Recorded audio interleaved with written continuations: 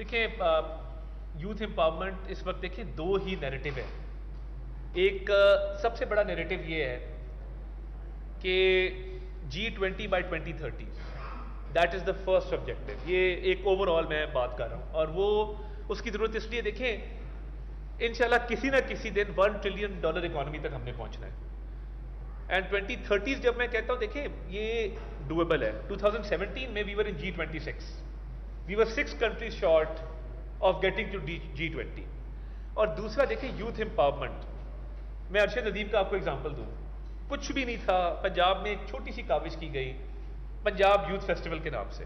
ہوا کیا کہ ٹیلنٹ ہنٹ شروع کی گئی, یوتھ فیسٹیول کروایا گیا, مختلف علاقوں کے لوگوں کو کہا گیا کہ یہ آ کے کمپیٹ کریں.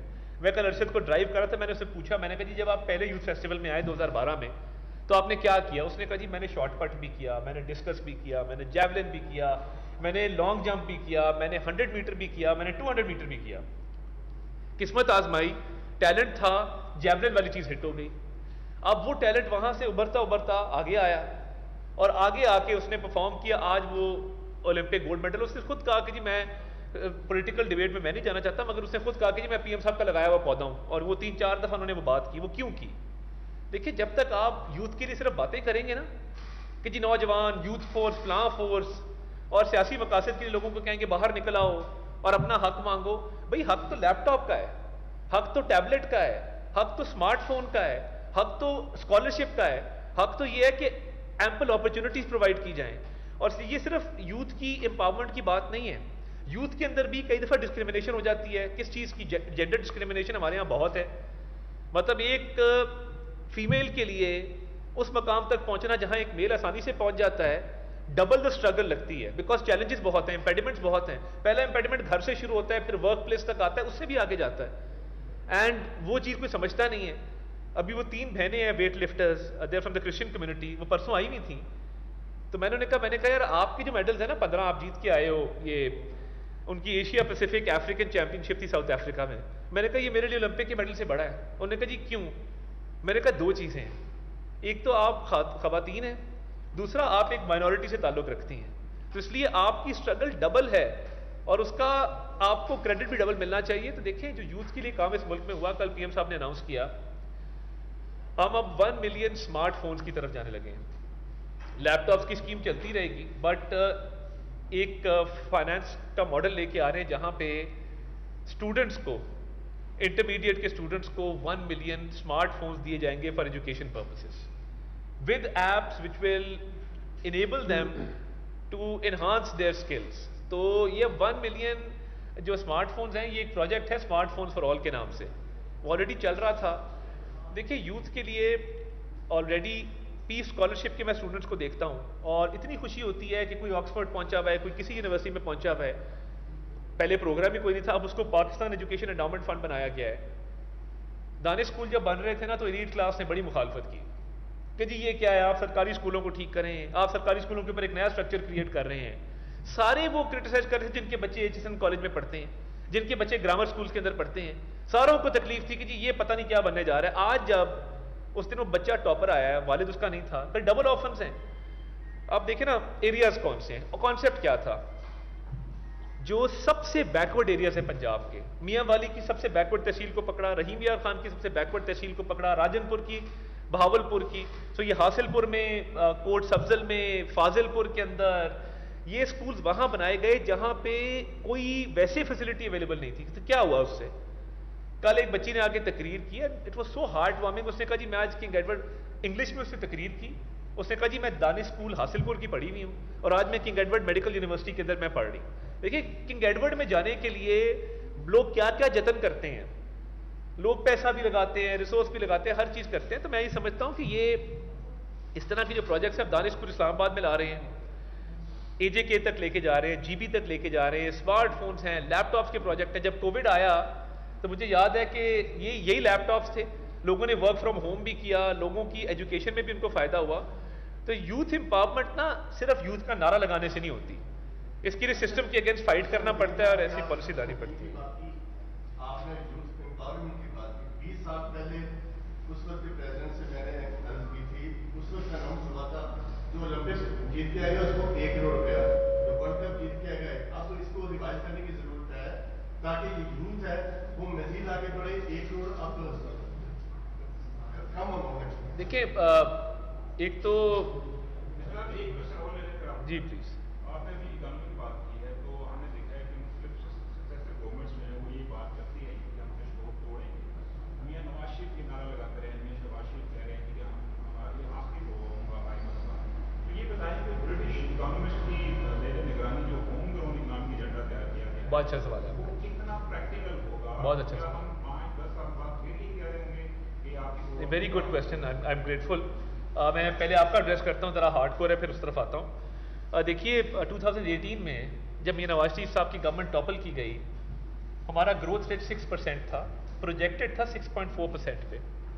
हमारी इन्फ्लेशन 4% के ऊपर थी, सिंगल डिजिट के अंदर। डॉलर 120-30 पे था, पेट्रोल भी 120-30 के ऊपर था, जिंदगी खुशहाल थी। IMF को खैर बात कह चुके थे, G26 में हम बैठे हुए थे। क्या हुआ? एक ऐसा बंदा आया है, 4 साल सिर्फ इसको पकड़ लो, उसको पकड़ लो, इसको बंद कर दो, इसके साथ ये कर दो। उसका इम्पैक्ट इकोनॉमी पे क्या हुआ कि आपकी ग्रोथ नेगेटिव हो गई। फिर कोविड आया तो उन्होंने कहा यार इसकी बेसलाइन नीचे कर देते हैं। जब बेसलाइन नीचे की, वो नेगेटिव ग्रोथ पॉजिटिव हो गई कि जी कोविड की वजह से जो डीवैल्यूएशन है, जो इकोनॉमी में रिसेशन आया है, उसको फैक्टर इन करके बेसलाइन नीचे कर दो।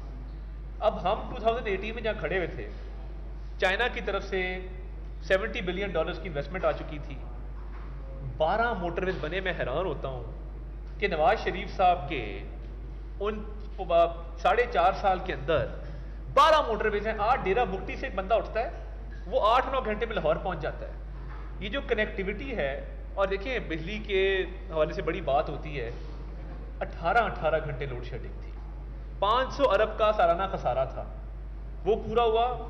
12 मोटरवेज बन गए, इकोनॉमी आपकी फॉरेन डायरेक्ट इन्वेस्टमेंट भी बढ़ गई, पब्लिक सेक्टर जो इन्वेस्टमेंट है वो भी बढ़ गई, पैसा सर्कुलेट होना शुरू हो गया इकोनॉमी के अंदर, लोग खुशहाल थे।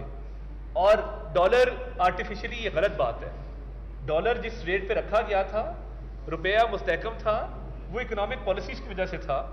तो एक हंसता बसता पाकिस्तान था। उसके बाद तजर्बा हो गया 4 साल का, अब महंगाई जो है 22% पे चली गई। और देखिए दुनिया के ममालिक के साथ ना डीलिंग करने का एक तरीका होता है। इन्होंने सऊदी वालों को कहा जी हम आपसे बेहतर सऊदीया को जानते हैं, मलेशिया वालों को आपसे बेहतर मलेशिया को जानते हैं, सेंट्रल एशिया में उन्होंने कहा जी आपको क्या पता है, हमारे से ठीक है, हम सब कुछ जानते हैं, हमें सब कुछ आता है, आप बताएं क्या करना है, हम आपका करने को तैयार हैं। उनसे OIC रखवाली नहीं गए, किसी को किसी बात पर नाराज कर दिया कि किसी के पीछे जाके उसके बारे में बातें की जो पहुंच गई, किसी के तोहफे बेचती है। मतलब मैं मुनासिब नहीं इस फोरम पे बात करते हुए, बट ये चीज़ें बड़ा मैटर करती हैं। जब बाहर आप जाते हैं, वो कहते हैं यार आप आए हैं बाहर से, आप हमारे से बातचीत करने आए स्ट्रेटेजिक लेवल पे, आप बात क्या कर रहे हैं हमारे साथ? तो दोस्त ममालिक नाराज, आइसोलेशन में चले गए, ग्रोथ आपकी बिल्कुल डाउनवर्ड स्पाइरल में चली गई, इन्फ्लेशन आपकी ऊपर चली गई, रुपया आउट ऑफ कंट्रोल हो गया। तो ये सारी चीजें देखें ना, इस चीज को भी फैक्टर इन करना है ना कि 18 में स्टेबल कैसे थी और विद इन 4 ईयर्स हम कहाँ पे आ गए। ये एक स्टेप है इसका।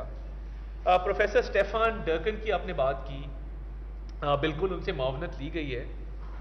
दुनिया में जब लोग हार्वर्ड जाते हैं, येल जाते हैं, कैम्ब्रिज जाते हैं, ऑक्सफर्ड जाते हैं, जब वो वापस आते हैं उनको ये तो नहीं कहते कि तुम हार्वर्ड से आए, तुम्हारा यहाँ पे कोई काम नहीं, यहाँ तो पाकिस्तान की एजुकेशन चलेगी, यहाँ तो पाकिस्तानी सिस्टम इन प्लेस है। हम उन्हें कहते हैं यार तुम पाकिस्तानी हो, तुमने अच्छा कि तुम हार्वर्ड गए हो, कैम्ब्रिज गए हो, तुम आए हो, हम तुम्हारे से मुस्तफीद होंगे। प्रोफेसर स्टेफान डर्कन से एक ओवरव्यू लिया गया है। उन्होंने मिनिस्ट्रीज का विजिट किया, डिविजन्स का विजिट किया, उन्हें कहा कि एक साइनॉप्सिस दें। कई दफ़ा ना एक आउटसाइडर जो बाहर से बैठ के चीज़ों को देख रहा हो, उसकी राय ज़रा मुख्तलिफ होती है, वरना हम एक सिस्टम के अंदर रहते हुए चीज़ों को और तरह असेस करते हैं। तो वो जो पॉलिसीज़ देंगे उसके मुताबिक एक होम ग्रोन एजेंडा बिल्ड किया जाएगा और वो प्रैक्टिकलिटी के साथ उसको लिंक करना होगा। तो मैं समझता हूँ कि अगर कोई अच्छा आइडिया देता है और उसके बाद ये स्किल सेट मौजूद है तो अच्छी बात है। अब ये जाहिद साहब ने सवाल किया, देखिए एक तो एजुकेशन एंडाउमेंट फंड 1 अरब रुपए से कल इस्टेब्लिश किया गया। इशू क्या है यार, वो मियाँ चन्नू की तहसील से एक लड़का उठा है और उसका और नीरज चोपड़ा का आप अगर कंपैरिजन करें, दोनों स्पोर्ट्समैन है, दोनों एथलीट हैं, इसकी बिल्ड बेहतर है, इसकी स्ट्रेंथ ज़्यादा है, सिर्फ मसला स्किल का था। Neeraj short height and come build वाला हो के भी उसकी थ्रो ज़्यादा दूर क्यों जाती थी? बिकॉज उसके पास जेवलिन बेहतर था, उसके पास ट्रेनिंग फैसिलिटीज़ बेहतर थी। ये बेचारा, इसने पहली जो जेवलिन बनवाई वो टेंट पेगिंग के लिए जो इस्तेमाल करते हैं, वो लोकल वहाँ पे गया अपने गांव में, उसने कहा यार बना दो डंडा जो, تو وہ اس نے اس کے آگے وہ لگا کے اسٹیل سا اس نے اس کو جو ہے وہ پھینکنا شروع کر دیا. اب وہ بیچارہ چلتا چلتا سیکنڈ ہینڈ جوتے سے لنڈے سے خریدے, وہ آیا یوتھ فیسٹیول میں آیا, اس نے ایک دو تھروز کی, وہ پک ہو گیا, وہ آگے جا کے بڑھ گیا آگے. دیکھیں جب تک آپ کے پاس ایک انڈاؤمنٹ فنڈ نہیں نا ہوگا.